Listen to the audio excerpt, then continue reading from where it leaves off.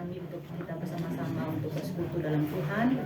Dan terima kasih juga buat pelayanan dipercayakan kepada kami. Tuhan Yesus memberkati. Mari kita akan mulaikan ibadah kita dengan satu pujian.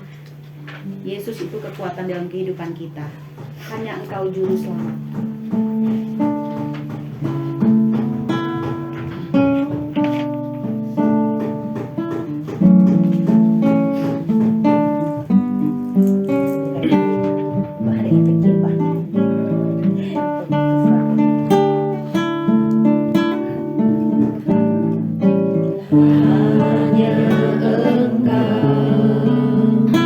Juru selamatku.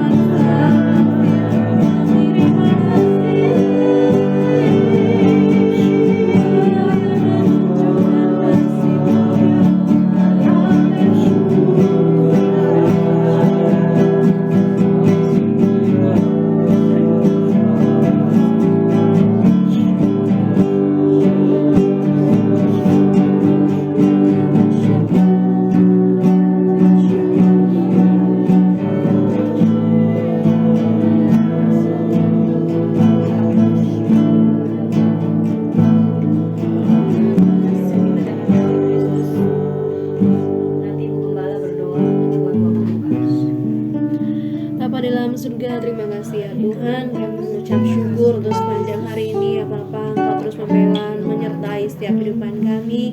Dan saat sore hari ini kami bisa berkumpul Tuhan bersama-sama di tengah-tengah keluarga dari Ibu Perwanti tempat ini ya Tuhan. Kami mengucap syukur Tuhan atas kasih-Mu, kemurahan-Mu dalam kehidupan kami. Dan saat sore hari ini Tuhan, kami akan mulaikan ibadah PA kami. Kami mohon Tuhan Kau hadir tengah-tengah kami Bapa, dalam setiap pembacaan firman Tuhan kami, dalam setiap pujian penyembahan kami. Roh Kudus bekerja ya Bapa, untuk kami semakin mengerti, untuk kami semakin mengenal Engkau Tuhan dengan benar, untuk kami semakin mengalami Tuhan hari demi hari. Berkati hamba-hamba-Mu yang melayani saat sore hari ini Tuhan, dengan pengharapan daripada Tuhan, jemaat-Mu yang mengikuti secara online maupun dari rumah masing-masing Tuhan, maupun masih dalam perjalanan. Tuhan memberkati menyertai juga keluarga tempat ini Tuhan, yang sudah membuka rumahnya Tuhan bagi firman-Mu disampaikan. Roh Kudus menyertai ya Tuhan, dan Kau memberkati lebih lagi ya Bapa. Segala kuasa-kuasa kegelapan, roh jahat apapun juga menentunya Tuhan yang menguasai setiap hati ruangan ini, kami tolong hancurkan di dalam nama Tuhan Yesus Kristus ya Bapa. Dalam nama Yesus Kristus Tuhan kami buka ibadah ini. Haleluya, amin. Amin, amin, haleluya. Ada sukacita semuanya? Amin. Tuhan, kita penuh dengan damai sejahtera Allah, kasih yang selalu baru dalam kehidupan kita. Mulai dari pagi, siang, sore, sampai nanti malam, bahwa tetap kita bersyukur dan nama Tuhan dipuji. Amin. Kita akan pujian dari terbit matahari sampai pada masuknya. Biarlah nama Tuhan saja dipuji. Haleluya.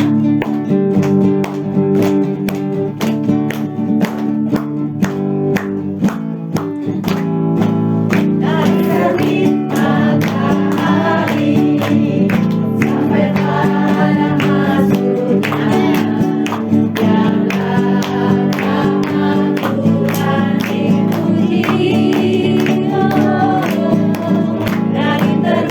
matahari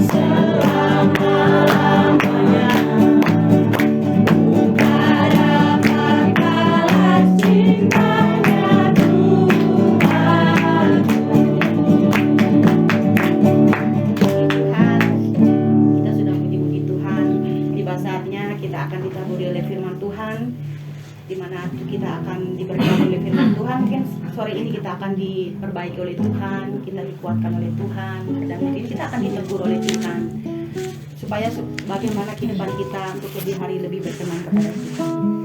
Kita pujian, ujilah aku Tuhan. Lewat firman Tuhan, Tuhan yang akan menyelidiki setiap batin kita, hati kita. Apakah kita mengasihi Tuhan?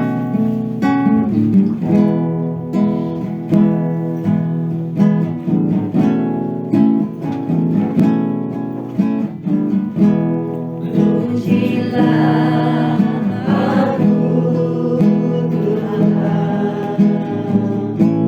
cobalah aku Tuhan, seiringi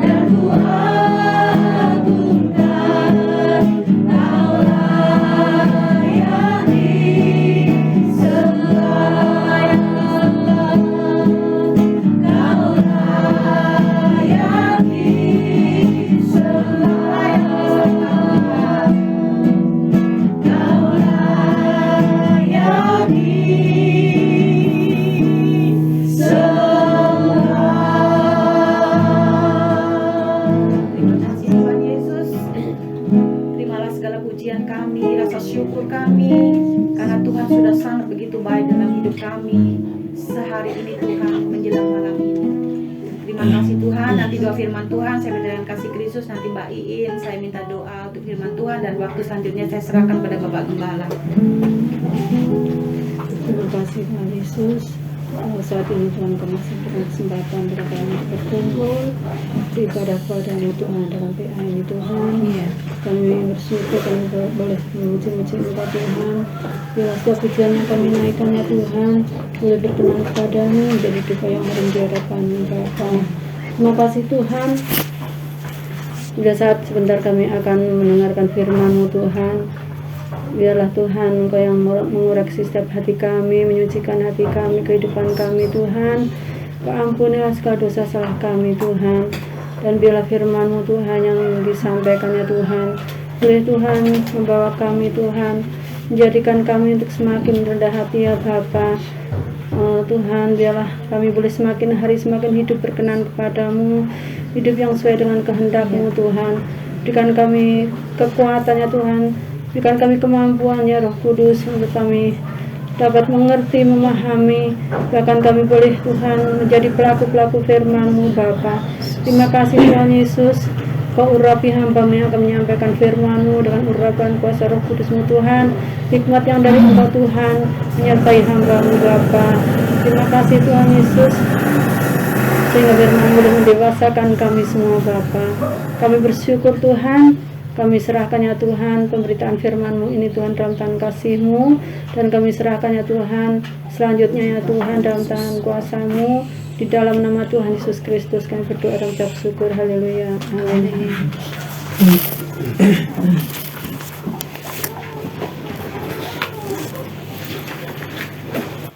Shalom Bapak Ibu Saudara sekalian. Shalom. Puji Tuhan, kita dapat berkumpul di tempat ini. Kita bersyukur pada Tuhan untuk kesempatan, kesehatan, kekuatan yang Tuhan berikan kepada kita bersama-sama dapat Home Bible Study atau PA. Dan kami mengucapkan terima kasih kepada Ibu Purwanti dan keluarga yang telah menerima kami, membuka rumahnya untuk firman Tuhan dapat diberitakan dan kita dapat bersekutu bersama-sama. Mohon maaf karena jadwalnya dimajukan Ibu ya. Jadi seharusnya tanggal 25 ya. Cuma karena ada doa Pentakosta ada 10 hari, kita majukan Bapak Ibu. Jadi biar tidak mundur semua atau nanti ketempatannya masih Agustus ya. Jadi demikian. Jadi kita pikir ini yang baik biar kita bisa bersama-sama hadir, dan kita akan melanjutkan pembelajaran kita dari firman Tuhan. Di waktu yang lalu kita sudah belajar tentang 3 ciri kasih dunia, bahwa dalam dunia bukan berarti kemudian Tuhan membenci dunia ini, bahkan dikatakan Dia mengasihi dunia karena begitu besar kasih Allah akan dunia ini sehingga Ia mengaruniakan anaknya yang tunggal. Itu Tuhan mengasihi dunia, bukan Tuhan membenci dunia. Maka kita melihat apa yang dikatakan di 1 Yohanes ini, bahwa segala keinginan daging, keinginan mata, keangkuhan hidup, itulah yang tidak dikehendaki oleh Tuhan ya. Dan kita melihat bahwa dunia ini sedang lenyap dengan segala keinginannya, tetapi orang yang melakukan kehendak Allah tetap hidup selama-lamanya. Nah itu Bapak Ibu Saudara sekalian. Maka kita akan melanjutkan ya ayat yang kita baca di 1 Yohanes pasal 2. Sekarang kita masuk di ayat yang ke-18 sampai 27. Agak panjang ya, silakan Bang Iwan. 1 Yohanes pasal 2 ayat 18 sampai 27. Antikristus. Anak-anakku, waktu ini adalah waktu yang terakhir, dan seperti yang telah kamu dengar, seorang antikristus akan datang. Sekarang telah bangkit banyak antikristus. Itulah tandanya bahwa waktu ini benar-benar adalah waktu yang terakhir. Memang mereka berasal dari antara kita, tetapi mereka tidak sungguh-sungguh termasuk pada kita. Sebab jika mereka sungguh-sungguh termasuk pada kita, niscaya mereka tetap bersama-sama dengan kita. Tetapi hal itu terjadi supaya menjadi nyata bahwa tidak semua mereka sungguh-sungguh termasuk pada kita. Tetapi kamu telah beroleh pengurapan dari Yang Kudus, dan dengan demikian kamu semua mengetahuinya. Aku menulis kepadamu bukan karena kamu tidak mengetahui kebenaran, tetapi justru karena kamu mengetahuinya, dan karena kamu juga mengetahui bahwa tidak ada dusta yang berasal dari kebenaran. Siapakah pendusta itu? Bukankah dia yang menyangkal bahwa Yesus adalah Kristus? Dia itu adalah antikristus, yaitu dia yang menyangkal baik Bapa maupun Anak. Sebab barang siapa menyangkal Anak, ia juga tidak memiliki Bapa. Barang siapa mengaku Anak, ia juga memiliki Bapa. Dan kamu, apa yang telah kamu dengar dari mulanya, itu harus tetap tinggal di dalam kamu. Jika apa yang telah kamu dengar dari mulanya itu tetap tinggal di dalam kamu, maka kamu akan tetap tinggal di dalam Anak dan di dalam Bapa. Dan inilah janji yang telah dijanjikannya sendiri kepada kita, yaitu hidup yang kekal. Semua itu kutulis kepadamu, yaitu mengenai orang-orang yang berusaha menyesatkan kamu. Sebab di dalam diri kamu tetap ada pengurapan yang telah kamu terima daripadanya. Karena itu tidak perlu kamu diajar oleh orang lain, tetapi sebagaimana pengurapannya mengajar kamu tentang segala sesuatu, dan pengajarannya itu benar, tidak dusta, dan sebagaimana ia dahulu telah mengajar kamu, demikianlah hendaknya kamu tetap tinggal di dalam Dia. Ya, amin. Bahagia setiap kita yang baca, mendengar, dan juga melakukan firman Tuhan. Bapak Ibu saudara sekalian, kita masuk dalam satu topik yang bagi orang-orang ini termasuk topik yang membingungkan, kadang juga menakutkan, kadang mengerikan. Ya, kalau kita dengar kadang hamba-hamba Tuhan katakan tentang antikristus, ya, seringkali kita bayangannya sudah itu merupakan sesuatu yang mengerikan, menakutkan. Tapi kita melihat di sini Bapak Ibu saudara sekalian, kita akan pelan-pelan belajar tentang antikristus ini, supaya kita tidak hanya tahu satu sisi, tetapi dari berbagai macam sisi. Antikristus Bapak Ibu saudara sekalian di ayat yang ke-18, anak-anakku, ya, seperti ini sapaan Rasul Yohanes yang khas ya kepada jemaatnya. Dia katakan anak-anakku, artinya dia mengasihi jemaat Tuhan. Waktu ini adalah waktu yang terakhir, dan seperti yang telah kamu dengar, seorang antikristus akan datang. Sekarang telah bangkit banyak antikristus. Itulah tandanya bahwa waktu ini benar-benar adalah waktu yang terakhir. Ya, Rasul Yohanes katakan bahwa di waktu itu saja, dikatakan Bapak Ibu sekalian, waktu itu saja dikatakan itu sudah waktu yang terakhir. Ya, di waktu itu saja sudah dituliskan bahwa itu waktu yang terakhir. Dan seperti yang kamu dengar, seorang antikristus akan datang. Jadi dari waktu itu kemudian sampai ke tahun-tahun berikutnya, Rasul Yohanes katakan ada seorang antikristus yang akan datang. Sekarang telah banyak antikristus. Inilah tandanya bahwa waktu ini adalah benar-benar waktu yang terakhir. Ini Bapak Ibu saudara sekalian, peringatan bagi kita sekalian. Sampai di saat ini juga dikatakan kalau dalam waktu dulu aja sudah waktu yang terakhir, apalagi kalau sampai sekarang ya, mungkin kita semakin antara kita semakin waspada atau kita malah semakin mempertanyakan apakah benar Tuhan akan datang, apakah benar akan ada antikristus, apakah benar akan ada kiamat dan lain sebagainya. Tapi kita sebagai orang percaya, kita percaya bahwa Tuhan masih memberikan kesempatan ya kepada orang berdosa untuk bertobat. Itu yang dikatakan 2 Petrus 3, bahwa seringkali ya kita baca saja, seringkali orang berpikir bahwa Tuhan apakah jadi datang atau tidak, apakah memang benar-benar ada hari yang terakhir atau tidak. 2 Petrus pasal yang ketiga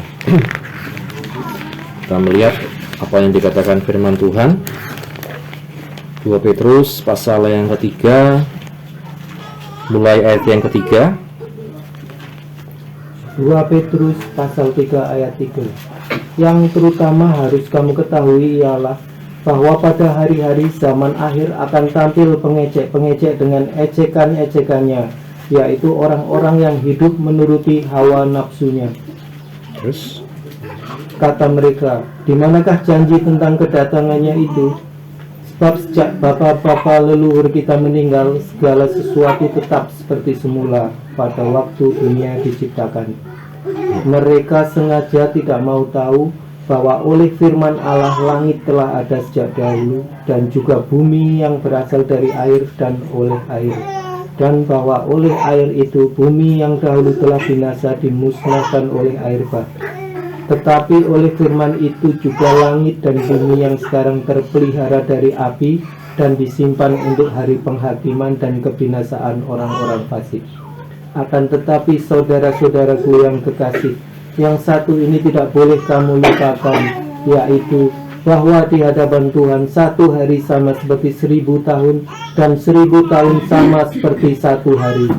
Tuhan tidak lalai menepati janjinya, sekalipun ada orang yang menganggapnya sebagai kelalaian, tetapi ia sabar terhadap kamu, karena ia menghendaki supaya jangan ada yang binasa, melainkan supaya semua orang berbalik dan bertobat.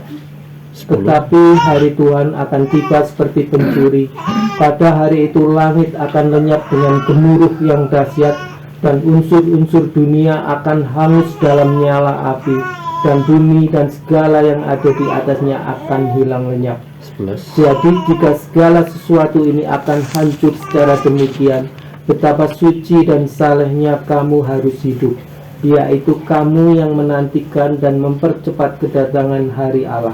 Pada hari itu langit akan binasa dalam api, dan unsur-unsur dunia akan hancur karena nyalanya. Ya, sampai di situ kita melihat Bapak Ibu Saudara sekalian, intinya adalah bagaimana di zaman akhir ini banyak orang akan mempertanyakan, akan tampil pengecek-pengecek dengan ejekan-ejekannya, yaitu orang yang hidup menuruti hawa nafsunya. Kata mereka, di manakah janji tentang kedatangannya itu? Sebab sejak bapak-bapak leluhur kita meninggal, segala sesuatu tetap seperti semula pada waktu dunia diciptakan.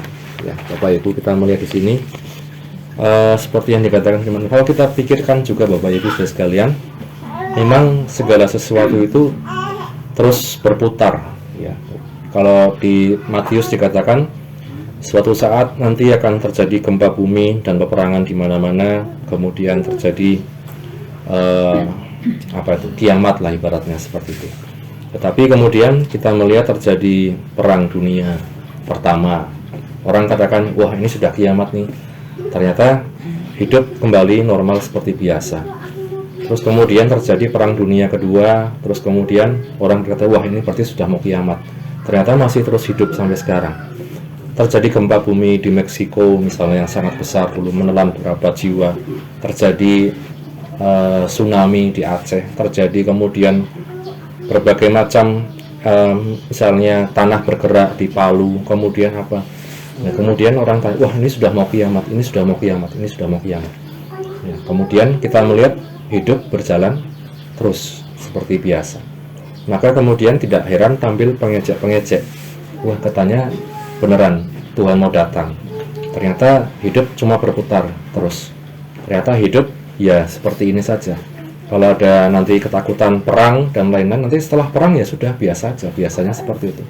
Nah Bapak Ibu, kita melihat bagaimana kita menjalani hidup ini. Yang pertama adalah dengan satu kewaspadaan, dengan satu dikatakan firman Tuhan, berjaga-jaga dan berdoalah. Kita tidak pernah tahu kapan tiba hari dan saatnya. Yang kedua, kita menjalani hidup ini dengan berhikmat. Dalam arti bukan dalam satu ketakutan, atau apa ya bahasanya orang yang sangat ketakutan itu ya. Bagaimana orang itu kemudian tidak melakukan apa-apa, orang itu kemudian tidak keluar rumah, tidak berbelanja, tidak apa, karena ketakutan. Ya, ada isu ini, isu lain dan lain sebagainya. Nah di sini Bapak Ibu saudara sekalian, kita sebagai orang percaya, kita masih meyakini bahwa dikatakan nanti suatu saat Tuhan akan datang menjemput setiap orang percaya. Ya, di langit-langit ya Tuhan akan datang menjemput orang percaya, dan terjadi pengangkatan, terjadi langit dan bumi yang baru. Ya, itu kita masih percaya hal tersebut. Ya. Dan yang kedua, Bapak Ibu sekalian, kalau kita kembali kepada topik tadi tentang antikristus, ya seringkali kemudian orang mempertanyakan, ya siapa? Nah itu kan ya. Dari zaman dulu, Bapak Ibu sekalian, sampai sekarang, orang itu mempertanyakan siapa sebenarnya antikristus itu. Ya. Ketika dulu ada zaman penyiksaan atau pemusnahan orang-orang Yahudi, kemudian orang katakan, wah, antikristus itu berarti Hitler, ya orang Jerman, karena dia sudah memusnahkan orang Yahudi. Ketika kemudian terjadi hal kekejaman yang lain, kemudian kita katakan antikristus adalah si A, si B, dan lain sebagainya. Orang Kristen pun seringkali demikian, terfokus pada siapa antikristus itu. Kemudian malah bisa menuduh yang lain, ya. Bahkan kadang ada orang menuduh kepercayaan lain, wah mereka antikristus dan lain sebagainya. Nah ini kita harus, maka saya katakan harus berhati-hati Bapak Ibu Saudara sekalian dalam kita membaca dan kita memahami firman Tuhan, agar kita tidak terjebak pada hal-hal tersebut, asal menuduh orang lain, keyakinan lain, sehingga mempengaruhi hubungan kita sama keyakinan lain juga, jadi tidak akur, tidak harmonis dan lain sebagainya. Kalau kita lihat Bapak Ibu, kita kembali ke 1 Yohanes pasal 2 ayat yang ke-19. Memang mereka berasal dari antara kita, tetapi mereka tidak sungguh-sungguh termasuk pada kita. Sebab jika mereka sungguh-sungguh termasuk pada kita, niscaya mereka tetap bersama-sama dengan kita. Tetapi hal itu terjadi supaya menjadi nyata bahwa tidak semua mereka sungguh-sungguh termasuk pada kita. Ini yang dikatakan sebagai antikristus yang telah bangkit, yang telah ada. Dikatakan siapa? Dikatakan justru mereka yang berasal dari antara kita, tetapi tidak sungguh-sungguh termasuk pada kita. Ya, Bapak Ibu Saudara sekalian, artinya dalam firman ini kita melihat secara implisit itu ya, secara tidak langsung Yohanes mengatakan bahwa antikristus itu ya sesungguhnya bukan berasal dari luar, tetapi justru dari dalam sendiri. Ya. Memang mereka berasal dari antara kita. Bahkan kalau saya boleh katakan seperti kepercayaan Rasul Yohanes waktu itu ya orang-orang Kristen, tetapi yang tidak sungguh-sungguh termasuk pada kita, yang tidak sungguh-sungguh Kristen. Ya. Jadi Bapak Ibu, kalau kita berpikir antikristus itu kemudian orang luar, kemudian yang kepercayaannya lain dan lain sebagainya, itu kalau kita cocokkan sama firman Tuhan ternyata kok tidak cocok seperti itu. Tetapi justru firman Tuhan katakan antikristus itu mereka berasal dari antara kita, tetapi tidak sungguh-sungguh termasuk pada kita. Sebab jika mereka sungguh-sungguh termasuk pada kita, niscaya mereka tetap bersama-sama dengan kita. Tetapi hal itu terjadi supaya menjadi nyata bahwa tidak semua mereka sungguh-sungguh termasuk pada kita. Ya. Jadi ini Bapak Ibu Saudara sekalian. Kemudian, tetapi kamu telah beroleh pengurapan dari Yang Kudus, dan dengan demikian kamu semua mengetahuinya. Aku menulis kepada kamu bukan karena kamu tidak mengetahui kebenaran, tetapi justru karena kamu mengetahuinya dan karena kamu juga mengetahui bahwa tidak ada dusta yang berasal dari kebenaran. Ayat 22. Nah ini, siapakah pendusta itu? Bukankah dia yang menyangkal bahwa Yesus adalah Kristus? Dia adalah antikristus, yaitu dia yang menyangkal baik Bapa maupun Anak. Ini Bapak Ibu Saudara sekalian.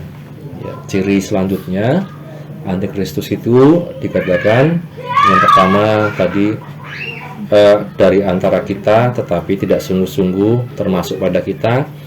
Yang kedua dikatakan yang menyangkal bahwa Yesus adalah Kristus. Yang ketiga menyangkal baik Bapa maupun Anak. Ya. Ini Bapak Ibu Saudara sekalian. Itulah yang dikatakan sebagai antikristus. Maka secara sederhana antikristus itu ya sesuai dengan namanya, anti dari Kristus. Ya, anti dari Kristus. Kristus dalam pengertian secara sederhana adalah yang diurapi, ya, yang diurapi.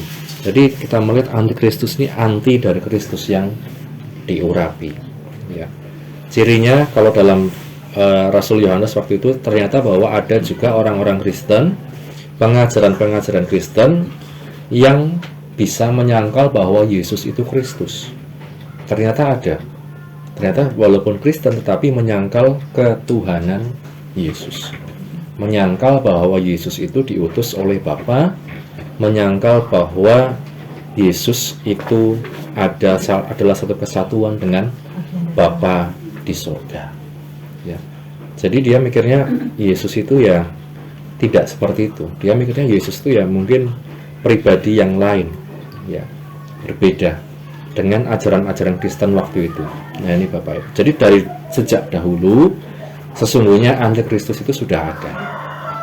Dari sejak dahulu antikristus itu sudah ada. Siapa? Mereka yang termasuk di antara orang Kristen tetapi tidak sungguh-sungguh termasuk di antaranya, yaitu pendusta yang menyangkal bahwa Yesus adalah Kristus. Dia itu antikristus, dia yang menyangkal baik Bapa maupun Anak. Ya. Nah ini Bapak Ibu, maka kita perlu berhati-hati ketika ada pengajaran mengatakan walaupun Kristen, ya kita percaya Yesus, tapi tidak percaya bahwa Yesus itu adalah Tuhan. Tidak percaya bahwa ketuhanan Yesus ya ada satu kesatuan dengan Bapa di surga. Ya, percayanya hanya ya Yesus itu ya baik, Yesus itu ya hebat, Yesus itu ya luar biasa, tetapi tidak percaya bahwa Yesus itu adalah Tuhan yang diurapi, yaitu Kristus, Yesus Kristus. Dalam perjanjian lama dan baru yang diurapi itu hanya 3 ya, kalau nggak salah ya, 3, yaitu imam, raja, dan nabi ya, kalau nggak salah seperti itu. Nah, Yesus ini masuk ketiga-tiganya. Dia adalah imam besar agung kita. Yesus itu adalah raja atas segala raja. Dalam namanya dikatakan dia adalah nama di atas segala nama. Ya, di hadapannya bertekuk lutut segala yang di atas bumi, di bawah langit. Segala lidah mengaku, lutut berlutut, lutut bertelut, sehingga mengaku dia adalah Tuhan. Dia juga adalah nabi dalam arti dia menyampaikan pesan Bapa. Dia menjadi penyampai pesan dari Bapa. 3 ini Bapak Ibu sekalian tidak ada di orang lain, yang maksudnya 3-tiganya bisa menjadi satu. Maka dikatakan dialah yang diurapi. Dia ada urapan kenabian, urapan raja, urapan keimaman di situ. Dan dia juga adalah Tuhan. Ya Bapak Ibu sekalian, pengajaran antikristus ini menyangkal hal tersebut. Ya. Nah maka kita perlu waspada dan juga berhikmat dalam menjalani hidup ini. Apalagi sekarang banyak di YouTube, banyak pengajaran-pengajaran dan lain sebagainya. Ya, maka dikatakan firman Tuhan tadi, misalnya kita lanjut dulu di ayat 23. Sebab barang siapa menyangkal anak, ia juga tidak memiliki bapa. Barang siapa mengaku anak, ia juga memiliki bapa. Dan kamu, apa yang telah kamu dengar dari mulanya itu harus tetap tinggal di dalam kamu. Jika apa yang telah kamu dengar dari mulanya itu tetap tinggal dalam kamu, maka kamu akan tetap tinggal dalam anak dan di dalam Bapa. Ini Bapak Ibu saudara sekalian. Jadi kita kalau mundur ke 1 Yohanes 1 yang kita sudah pelajari, bagaimana kita belajar apa yang telah ada dari mulanya, itulah Yesus, pribadi Yesus sendiri. Ia ada bersama-sama dengan Bapa, ya, yang memiliki satu kesatuan dengan Bapa. Ya, kalau makanya dikatakan di Yohanes itu, kalau engkau melihat aku, engkau sudah melihat Bapa. Nah ini Bapak Ibu saudara sekalian, firman Tuhan katakan kalau menyangkal anak, ia juga artinya menyangkal Bapa. Ya. Orang-orang Israel waktu itu, ketika mereka bercakap-cakap dengan Tuhan Yesus, mereka berkata, ya, kalau kami percaya pada Bapa, tetapi kalau pada engkau kami tidak bisa percaya. Itu kan orang Israel waktu itu, mereka bercakap-cakap. Nah, artinya apa? Bahwa seperti yang dikatakan ini, kalau orang sudah menyangkal anak, berarti artinya ia juga menyangkal Bapa. Ya, tidak bisa kita pisahkan. Saya mau percaya sama Gusti Allah saja, ya, Tuhan saja. Tentang Yesus saya tidak percaya. Ya, kalau tidak percaya Yesus, artinya juga tidak sampai kepada Bapa. Ya. Akulah jalan dan kebenaran dan hidup. Barang siapa percaya kepadaku, ia akan sampai kepada Bapa, jalan menuju Bapa di surga. Nah, kita mau mengenal Bapa di surga ya harus lewat Tuhan Yesus, Bapak Ibu Saudara sekalian. Tidak bisa manusia itu langsung kemudian sama Tuhan itu bisa, tapi lewat pribadi Yesus sendiri. Nah, maka dikatakan tadi apa yang telah kita dengar dari mulanya itu harus tetap tinggal di dalam kita. Dan inilah janji yang telah dijanjikannya sendiri kepada kita, yaitu hidup yang kekal. Satu janji Tuhan, jaminan Tuhan kepada orang percaya dikatakan hidup yang kekal. Semua itu kutulis kepadamu, yaitu mengenai orang-orang yang berusaha menyesatkan kamu. Sebab di dalam diri kamu tetap ada pengurapan yang telah kamu terima daripada Tuhan Yesus sendiri. Karena itu kamu tidak perlu lagi diajar oleh orang lain, tetapi sebagaimana pengurapannya mengajar kamu tentang segala sesuatu, dan pengajarannya itu benar, tidak dusta, dan sebagaimana ia dahulu telah mengajar kamu, demikianlah hendaknya kamu tetap tinggal di dalam Dia. Ya. Di sini seringkali orang kemudian menafsirkan ya ayat 27 tadi, sebab di dalam diri kamu tetap ada pengurapan yang telah kamu terima, karena itu tidak perlu lagi kamu diajar oleh orang lain. Ini seringkali orang kemudian ada yang menafsirkan seperti ini, saya tidak perlu ke gereja karena ternyata saya tidak perlu diajar oleh orang lain. Saya sudah percaya Tuhan Yesus, sudah ada pengurapan dalam diri saya, artinya saya tidak perlu diajar oleh orang lain. Makanya saya tidak perlu ke gereja, saya tidak butuh ke gereja. Nah, ini penafsiran yang salah, karena dia tidak melihat ayat-ayat sebelumnya, Bapak Ibu Saudara sekalian. Di ayat sebelumnya dikatakan semua itu kutulis kepadamu, yaitu mengenai orang-orang yang berusaha menyesatkan.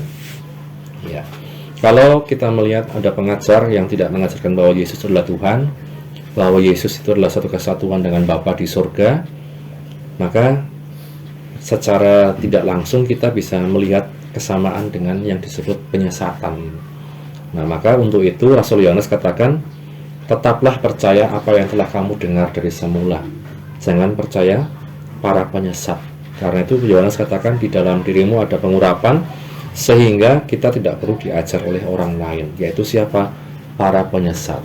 Ya, kita tetap perlu diajar oleh pendeta, hamba Tuhan, gembala, hamba-hamba Tuhan yang diurapi, kita tetap perlu diajar. Tetapi dikatakan Rasul Yohanes dalam ayat ini bahwa ini tentang para penyesat. Para penyesat. Nah, karenanya Bapak Ibu Saudara sekalian, seperti yang kita lihat tadi, bahwa seringkali orang terfokus, misalnya hari kiamat, ya tentang kapan kiamatnya itu.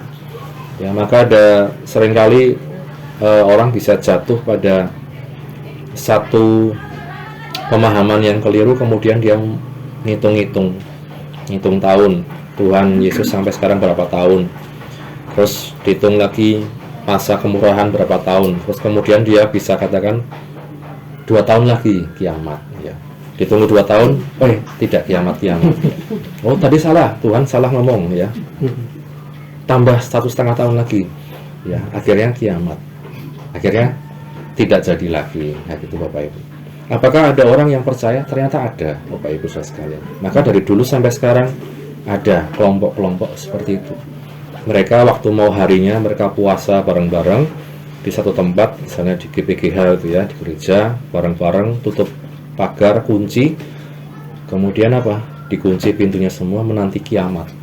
Saat tidak kiamat, pemimpinnya stres, dibakar semua di dalam. Itu Bapak Ibu. Ada yang seperti itu.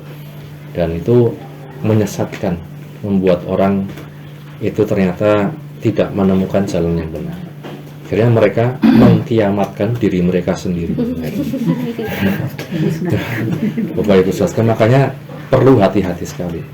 Kita kalau ada pengajaran semakin ekstrim, kita justru semakin hati-hati. Ya, apakah ini benar-benar dari Tuhan? Apakah ini memuliakan Tuhan atau hanya memuliakan ego kita sendiri? Ya, banyak sekali Bapak Ibu penyesatan seperti itu. Di luar negeri ada, di Indonesia ada juga. Dulu ada yang namanya siapa saya lupa itu ya, di daerah Jawa Barat, yang mengumpulkan juga jemaat-jemaat, nanti tanggal sekian-sekian kita sama-sama akan kiamat bareng-bareng. Ya, jadi mengerikan Bapak Ibu sekalian kalau kita tidak memahami, tidak membaca firman Tuhan. Ya, satu lagi kita baca di 2 Tesalonika 2 Tesalonika pasal 2. Ini gambaran saja ya. 2 Tesalonika 2 mulai dari ayat 1. 2 Tesalonika pasal 2 ayat 1. Tentang kedatangan Tuhan kita Yesus Kristus dan berhimpunnya kita dengan Dia, kami minta kepadamu saudara-saudara, supaya kamu jangan lekas bingung dan gelisah, baik oleh ilham roh maupun oleh pemberitaan atau surat yang dikatakan dari kami, seolah-olah hari Tuhan telah tiba. Janganlah kamu memberi dirimu disesatkan orang dengan cara yang bagaimanapun juga. Sebab sebelum hari itu haruslah datang dahulu murtad, dan haruslah dinyatakan dahulu manusia durhaka yang harus binasa, yaitu lawan yang meninggikan diri di atas segala yang disebut atau yang disembah sebagai Allah. Bahkan ia duduk di bait Allah dan mau menyatakan diri sebagai Allah. Tidakkah kamu ingat bahwa hal itu telah kerap kali kukatakan kepadamu ketika aku masih bersama-sama dengan kamu? Dan sekarang kamu tahu apa yang menahan dia, sehingga ia baru akan menyatakan diri pada waktu yang telah ditentukan baginya. Karena secara rahasia kedurhakaan telah mulai bekerja, tetapi sekarang masih ada yang menahan. Kalau yang menahannya itu telah disingkirkan, pada waktu itulah si pendurhaka baru akan menyatakan dirinya. Tetapi Tuhan Yesus akan membunuhnya dengan nafas mulutnya dan akan memusnahkannya kalau ia datang kembali. Kedatangan si pendurhaka itu adalah pekerjaan iblis dan akan disertai rupa-rupa perbuatan ajaib, tanda-tanda dan mujizat-mujizat palsu, dengan rupa-rupa tipu daya jahat terhadap orang-orang yang harus binasa karena mereka tidak menerima dan mengasihi kebenaran yang dapat menyelamatkan mereka. Ya, sampai di situ. Kita melihat Bapak Ibu dalam sebutan lain dikatakan sebagai si pendurhaka. Ya, si pendurhaka ini yang dikatakan bahwa karena secara rahasia kedurhakaan telah mulai bekerja, tetapi sekarang masih ada yang menahan. Kalau yang menahan itu telah disingkirkan, pada waktu itulah si pendurhaka baru akan menyatakan dirinya, tetapi Tuhan Yesus akan membunuhnya dengan nafas mulutnya dan akan memusnahkannya kalau ia datang kembali. Kedatangan si pendurhaka itu adalah pekerjaan iblis yang akan disertai perbuatan ajaib, tanda-tanda dan mujizat-mujizat palsu. Ciri selanjutnya Bapak Ibu sekalian, kita melihat ada mujizat palsu, tanda-tanda heran dan lain sebagainya, perbuatan ajaib yang ternyata bisa dibuat juga oleh yang bukan dari Kristus, Bapak Ibu. Maka firman Tuhan katakan kita masih tetap waspada dan berhikmat dalam hidup ini. Firman Tuhan katakan kedurhakaan mulai bekerja. Ya, seperti ada antikristus itu sudah mulai dari zaman dulu. Kedurhakaan pun mulai bekerja, tetapi masih ada yang menahan. Ya, menahan ini ada beberapa penafsiran. Ada yang menafsirkan sebagai pekerjaan Roh Kudus yang menahan. Ada juga yang menafsirkan orang-orang percaya yang masih ada sebagai garam dunia itu ikut menahan. Ya, maka suatu saat nanti kalau yang menahan itu dikatakan telah disingkirkan, pada waktu itulah si pendurhaka baru akan menyatakan dirinya. Ya, kalau orang-orang percaya ini sudah terangkat, ya, kemudian nyata semua, ya, dikatakan pekerjaan si jahat. Nah, maka Bapak Ibu sekalian, kita tidak hanya terfokus kepada siapa gerangan antikristus itu, ya, apakah si A, apa si B dan lain-lain, tetapi kita fokus ciri-cirinya saja. Hati-hati dengan pengajaran yang kita terima. Apakah pengajaran itu memuliakan Tuhan Yesus, menyatakan Yesus adalah Tuhan, menyatakan kesatuan antara Yesus dengan Bapa di surga, dan apakah itu terus membawa pada sifat-sifat Yesus, misalnya kerendahan hati, misalnya bagaimana dia bisa menundukkan diri kepada Bapa dan lain sebagainya, ataukah itu hal-hal yang sebaliknya. Ya, kita tetap waspada, kita tetap berhati-hati dengan satu kepercayaan, dengan satu keyakinan bahwa Tuhan itulah yang melindungi kita sekalian dari yang jahat. Ya, bahkan termasuk dari segala macam pengajaran-pengajaran itu kita dihindarkan, kita bisa diluputkan dari para penyesat. Ya. Kita tetap berada di jalan Tuhan, tetap dalam persekutuan, tetap dalam pengajaran sesuai dengan firman Tuhan. Inilah Bapak Ibu Saudara sekalian Antikristus itu ada, Antikristus itu bekerja, tapi kita percaya ketika kita bersama dengan Tuhan, kita akan terus menjadi kuat ya bersama dengan Tuhan, bukan dengan kekuatan kita sendiri, tetapi oleh Roh Kudus yang memberi kekuatan kepada kita. Amin. Firman Tuhan untuk sore hari ini kiranya menjadi berkat untuk kita sekalian. Silakan kalau ada yang mau menambahkan atau memberi kesaksian atau apapun, kami persilahkan. Pas hari apa? Saya itu membetulkan gendengnya Mas Yer ya, yang di Permata Hijau. Di sana itu Mas Yer, di sana cuma Vera aja, Vera sama itu pembantunya, Johanna juga.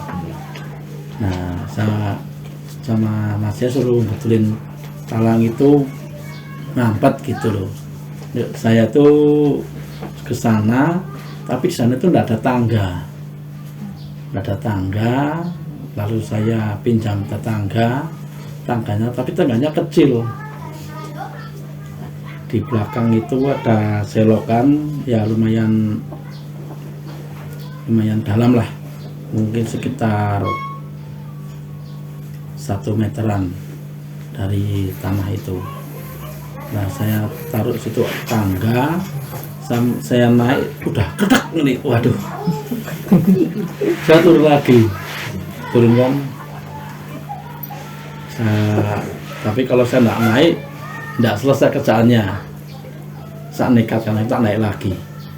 Saya naik, saya lihat bawah tuh kayu udah melintir gini. Mak kletak, jatuh saya. Wah, jatuh. Kelintir, saya geblak sini lagi, geblak ini. Pertama kalinya saya lihat tuh, saya lihat kelilingnya, tidak ada orang, puji Tuhan. Lalu saya duduk sebentar itu, kayak orang linglung itu, pusing juga, kakinya terlintir itu. Sekitar ada 1 menit 2 menit itu saya dengar itu. Ini tidak ada orang itu yang udah besar merjatuhan malu-malu itu. Nah itu saya udah kembali normal lagi. Saya lihat kaki, saya tangannya lihat kok udah ada yang luka. Tapi pas jalan, waduh kakinya kena ini.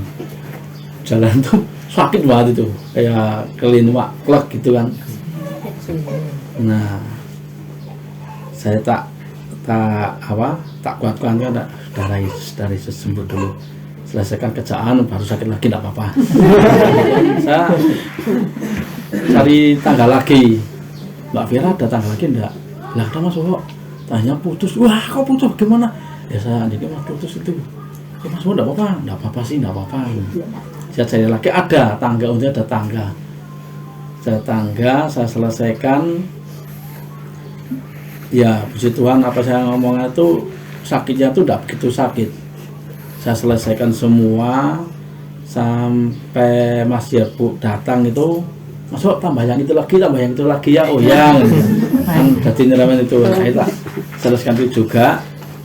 Untung kaki saya itu tidak bengkak, untungnya tidak bengkak.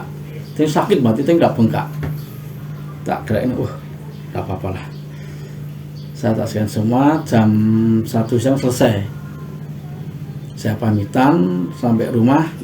Saya tidur sampai tak pijetin, waduh lumayan sakitin, mau tak pijetin nanti, masa saya kerja cuma buat orang pijet toh, pikir-pikir saya tentu, ayo nggak usah tak pijetin lah, dah lah, tak pijetin sendiri aja di rumah, tak urut-urut aja, buka YouTube itu cara mijat kaki kan gitu kan, saya tak pijetin, gitu.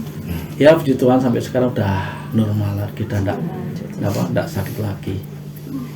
Yang ini pertolongan Tuhan itu aja bagi saya. Untuk jatuh tapi tidak begitu berefek banget lah. Iya. Terima kasih itu aja Om Yes. Puji Tuhan. Iya. Merinding. Masih ada perlindungan sama Tuhan. Memang saya kalau jatuh sering jatuh, tapi ya memang itu Tuhan itu sering jaga saya. jaga saya, selain jaga saya. Ya intinya Tuhan itu tidak mau berutang sama kita mungkin ya. Makanya kita dijaga tuh sama Tuhan. Kita ada Om Yes, makasih. Berkat doa Mbak Yuli juga ya. Doa saudara semua ya. Terima kasih Pak Firman yang semakin mengerti bahwa hidup ini harus bijak, karena sebenarnya kalau kita mengamati berita-berita dan sebagainya, tanda-tanda akhir zaman itu memang sudah nampak ya. Ada orang-orang yang membuat mujizat-mujizat seperti sekarang yang sedang menjadi fenomena dan menjadi viral itu, Ida Dayak itu yang luar biasa.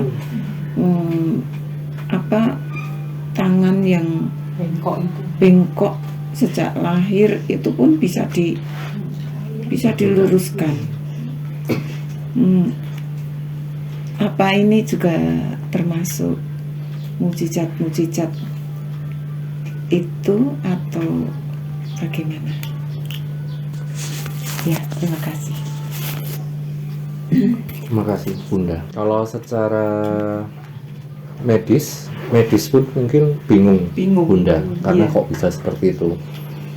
Yang kedua, kalau secara kita iman Kristen, kalau saya sih sederhananya, apakah dia berdoanya di dalam nama Tuhan Yesus gitu kan ibaratnya.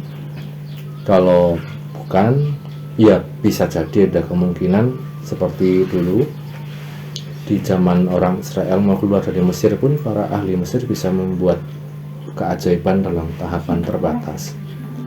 Dan memang kalau saya melihat dalam saya juga lihat video-videonya itu Bunda. Iya. Tapi memang ada juga di mana kasus-kasus tertentu yang dia katakan tidak bisa gitu kan, kalau nggak salah ya. Nah, jadi memang untuk hal-hal seperti itu kalau saya pribadi sih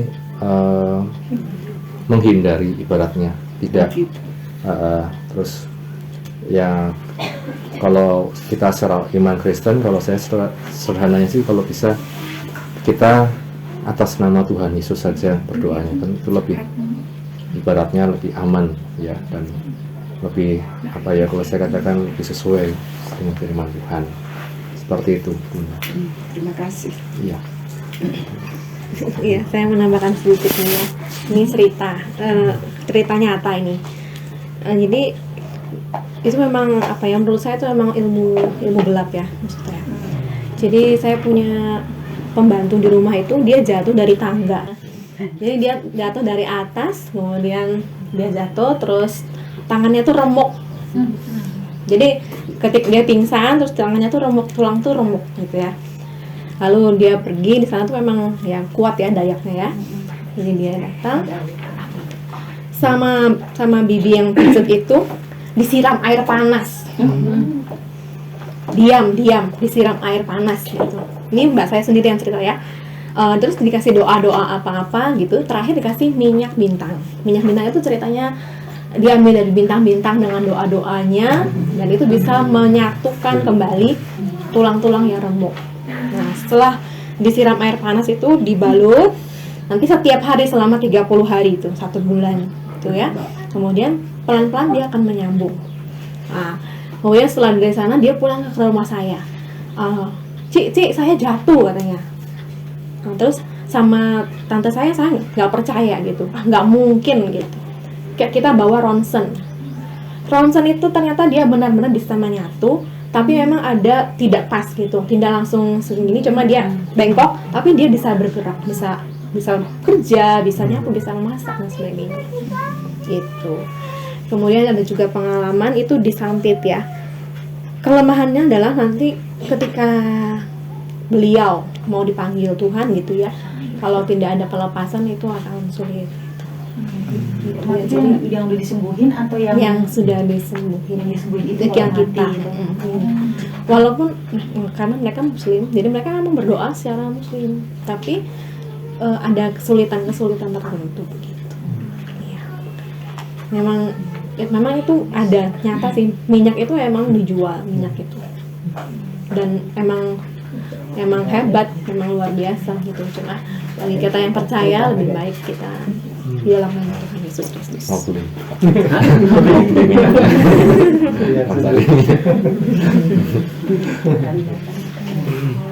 Kira-kira begitu sih. Iya, terima kasih. Mudah-mudahan bisa.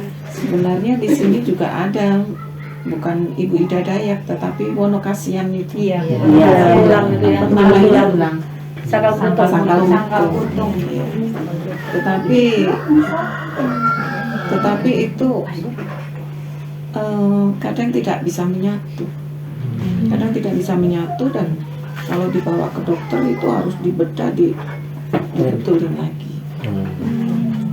Ada murid yang jatuh, patah, dibawa ke sangkal putung, malah semakin bengkak, sering teriak-teriak tiap hari, sakitan.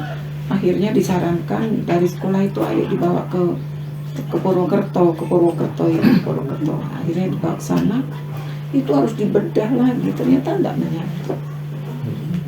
Itu juga, tapi yang beruntung ya bisa. Kalau itu anak belum beruntung. Mau praktik ya sebenarnya begitu ya. Dituntut. Kalau saya sih cuma nambahinnya gini. Ini karena bicara tulang, saya punya kesaksian di keluarga saya, Mas Tikno. Ya berapa kali patah itu. Dan kalau saya punya dulu, punya ini. Mas Tikno pernah mau dibawa ke sangkal putung, karena patahnya ini kan nggak diengsel. Jadi patahnya tuh di tulang sini. Yang keberapa itu ya patahnya lagi tuh ya? Berapa kali ya? Iya, berapa kali tante ya? Yang patah yang paling susah yang di sini, karena nggak pas engsel. Jadi orang kalau patah yang pas ini yang paling susah, kalau nggak pecah jadinya.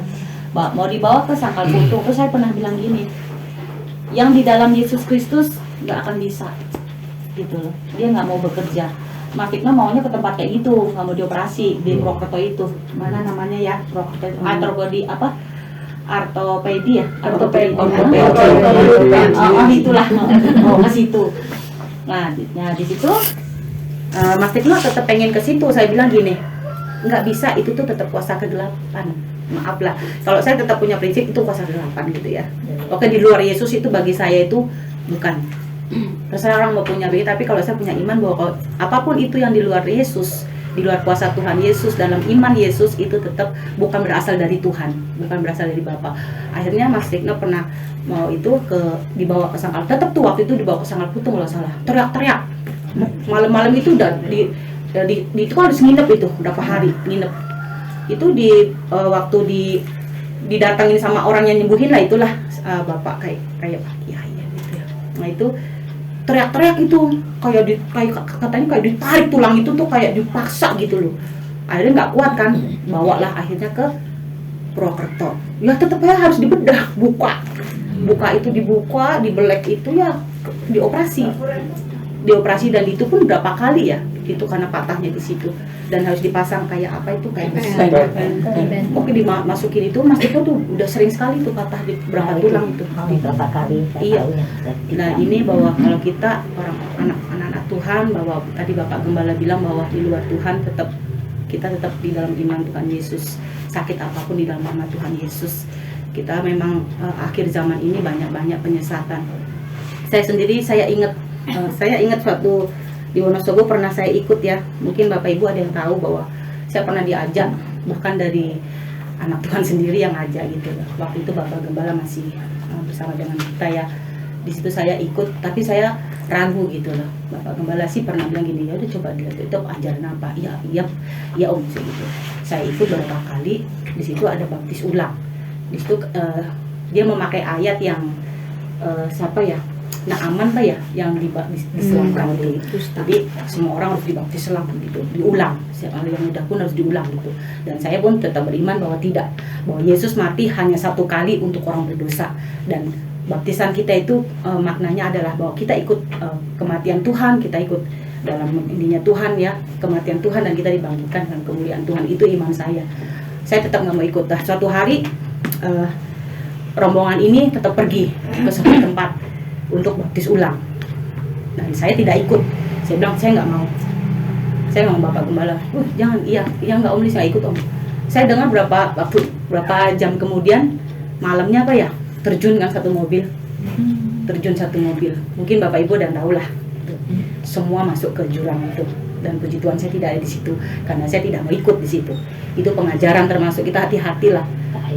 Hati-hati kita sekarang, apapun itu di Jakarta sekarang lagi marak barang, gereja setan juga lagi bergerak begitu cepat. Kenapa sekarang di gereja-gereja di kota besar khususnya sering berpuasa? Saya juga menghimbau Bapak Gembala bahwa pelayan Tuhan, anak-anak Tuhan, adakanlah kita sering puasa sekarang. Karena pengikut setan, iblis itu sekarang kuat sekali puasanya. Karena mereka udah tahu waktunya udah dekat. Seperti tadi bilang udah dekat. Berpuasalah, mari sama-sama adakan gitu loh. Kembali lagi saya juga senang dengan itu, kita bisa kuat, gereja kita juga bisa kuat secara roh gitu ya, kebangunan rohani kuat juga, iman kita juga kuat gitu. Tantangannya memang kayak saya punya emah, jujur begitu, saya punya emah, tapi saya berusaha untuk terus, oh iya saya juga selama ini malas berpuasa ya, karena dengan alasan ya memang bukan alasan sakit saya punya emah, tapi waktu saya tetap Tuhan saya mau puasa, karena saya nggak kuat lah tanpa berpuasa dan kita berdoa sama Tuhan, karena itu kekuatan kita. Ya, nggak ada alasan, memang gereja setan sekarang, saya nggak boleh bilang gereja setan, nggak kurang suka ya, pengikut setan gitu, itu pada berpuasa Bapak Ibu, benar pada berpuasa semua, mereka puasa untuk kekuatan, untuk menghancurkan anak-anak Tuhan, menghancurkan gereja Tuhan. Makanya kita yang di kota seperti ini, mari kita sama-sama bersekutu selalu seperti ini dan berpuasalah, ambil berpuasalah. Walau nggak bisa 1 hari, setengah hari, nggak apa-apa. Kita bersama Tuhan supaya kita benar, jangan sampai terumbang-ambing oleh banyaknya pengajaran. Begitu Bapak Gembala, masukan dari saya dan kesaksian sedikit tadi dari saya. Puji nama Tuhan. Terima kasih Bunda Bali kesaksian yang memberkati. Kita akan berdoa syafaat. Ya.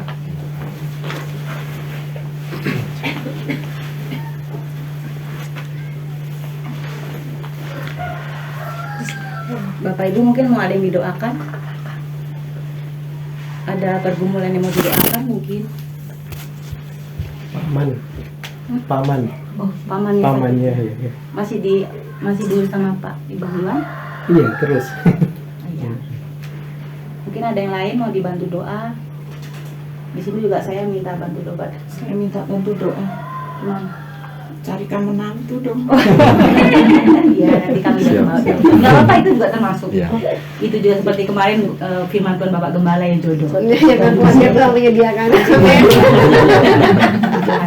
Mari Bapak Ibu, kita sudah menuju apa ya? Bu Bambang mau sakit. Oh, sakit. Sudah Flu 2 ya? hari flu. Flu berat ya. Ya, mari kita akan berdoa syafaat. Kita satukan hati kita, pikiran kita, roh kita satukan kepada Tuhan. Kita akan berdoa syafaat dan firman Tuhan dan segala sesuatu yang kita sudah kerjakan sore ini, semuanya untuk kemuliaan nama Tuhan. Bapa di dalam surga, di dalam nama Tuhan Yesus Kristus, Engkau Allah yang menjadi kesembahan kami. Engkaulah Allah yang kami sanjung dan kami tinggikan. Kami mengucap syukur pada kesempatan sore ini Bapa, bahwa Engkau pertemukan kami di rumah saudara kami Tuhan, Ibu Purwanti, membuka pintu, membuka rumah kediaman mereka untuk kami bersekutu kepada Engkau Bapa. Kami sudah menyimak firman-Mu, kami sudah makan roti hidup-Mu Tuhan, bahwa kami menyadari bahwa hidup kami bukan hidup karena makan roti saja secara jasmani, tetapi kami juga roh kami harus hidup kembali Tuhan oleh setiap perkataan firman-Mu, perkataan yang keluar dari mulut Allah lewat hamba-Mu. Terima kasih Tuhan, bahwa renungan hari ini, sore ini mengajarkan kami untuk kami berhati-hati, untuk kami hidup di dalam kewaspadaan, kami hidup di dalam segala hikmat di dalam Tuhan. Dan kami bersyukur Tuhan, firman-Mu yang selalu menuntun kami, menerangi setiap perjalanan hidup kami, menguatkan kami, meneguhkan kami, dan kami selalu memandang kepada Engkau Kristus yang menjadikan satu penjuru hidup kami Tuhan. Bapak terima kasih, berkati Bapak Gembala kami Tuhan, pertambahkan hikmat dan akal budi, bukakan setiap rahasia-rahasia firman Tuhan, bukakan ceritakan isi hati-Mu kepada hamba-Mu Tuhan, untuk menyampaikan kepada sidang jemaat-Mu khususnya GPGH. Bapak berkati, beri kesehatan buat Bapak Gembala kami, panjangkan umurnya Bapak. Engkau Tuhan Yesus memberkati setiap pelayanan Bapak Gembala kami, baik di dalam gereja, di mana penggembalaannya sudah Engkau percayakan kepada Bapak Gembala, baik dalam keorganisasian Tuhan Kau berkati, bahkan di tempat gereja-gereja di Wonosobo di mana Bapak Gembala sedang melayani. Pakai Bapak Gembala kami menjadi saluran berkat bagi orang banyak Tuhan, dalam setiap hikmat Tuhan daripada Engkau. Apa yang diperkatakan oleh Bapak Gembala kami, setiap telinga mendengar Tuhan boleh diberkati Tuhan, dan iman boleh diteguhkan Tuhan, dan banyak jiwa akan dimenangkan oleh Bapak Gembala kami. Terima kasih Tuhan.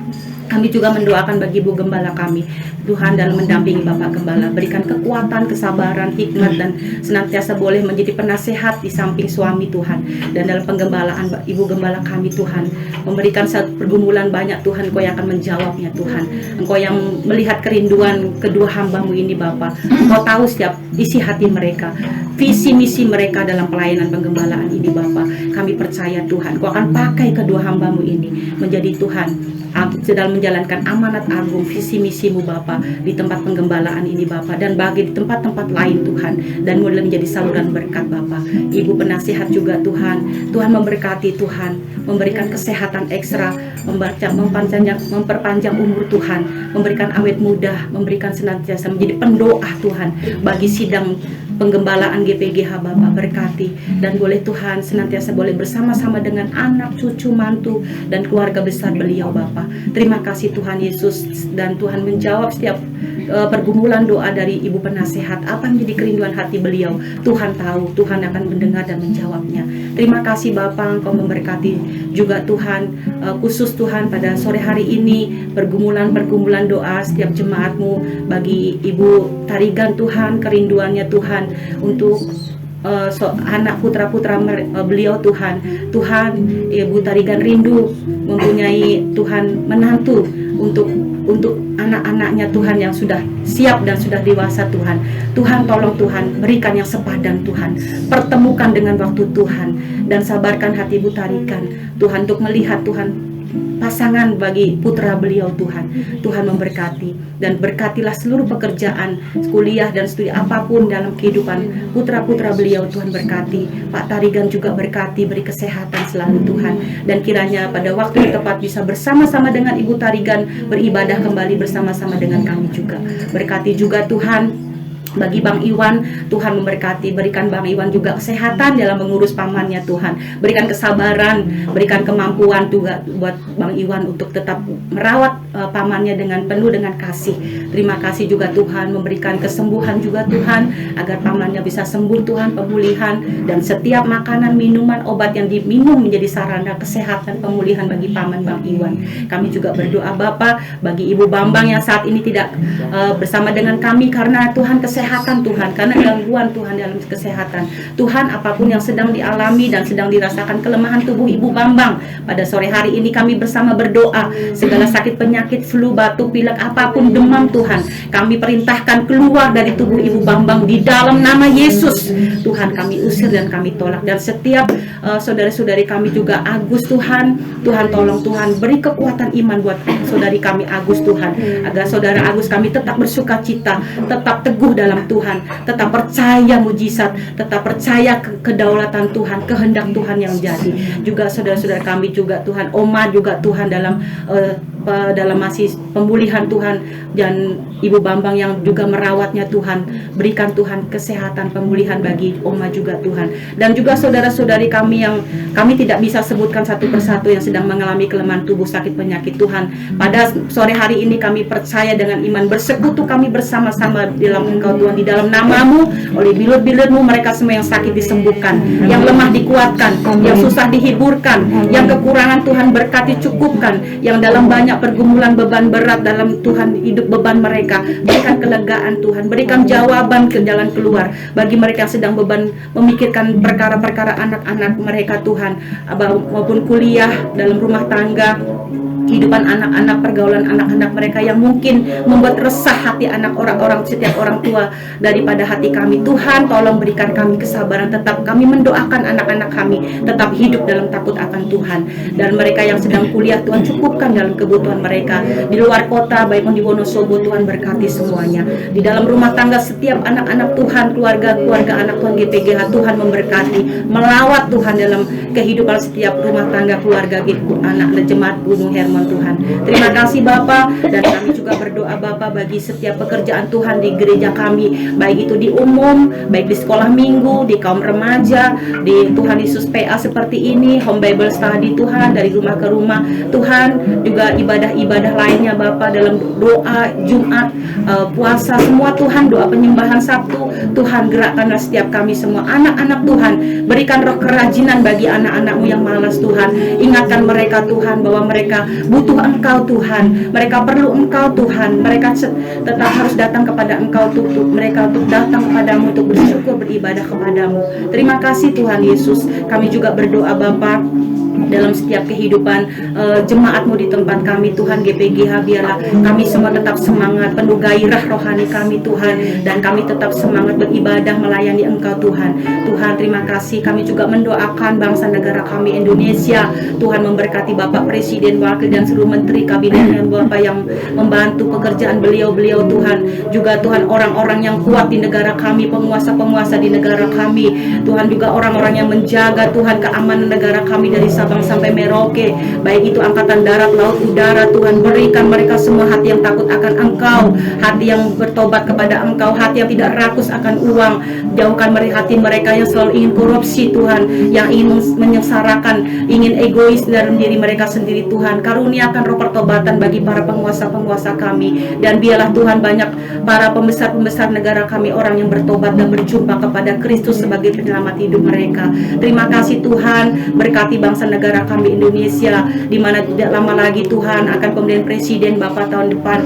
Tuhan, Kau tolong Tuhan, Engkau yang tahu setiap isi hati para calon-calon presiden Tuhan, Engkau yang tahu setiap Tuhan Yesus dalam batin mereka semua Bapa, dan Tuhan yang akan tunjuk pilih yang terbaik Tuhan.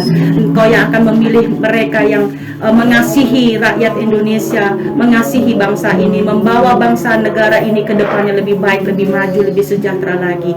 Terima kasih Tuhan. Kami juga berdoa bagi pekerjaan Tuhan, pelayanan para hamba-hamba Tuhan yang Kau sudah utus Tuhan untuk amanat agung dalam penginjilan, penggembalaan, dalam Tuhan apapun dalam mereka karunia-karunia sudah Tuhan percayakan, baik mereka yang ada di kota-kota besar, di kota kecil, di pedesaan, di pegunungan, di pelosok, bahkan di tempat-tempat yang Kau utus yang sulit dijangkau kendaraan. Tuhan, Engkau yang melawat mendidik mereka, memberkati pelayanan setiap hamba-hamba-Mu Tuhan.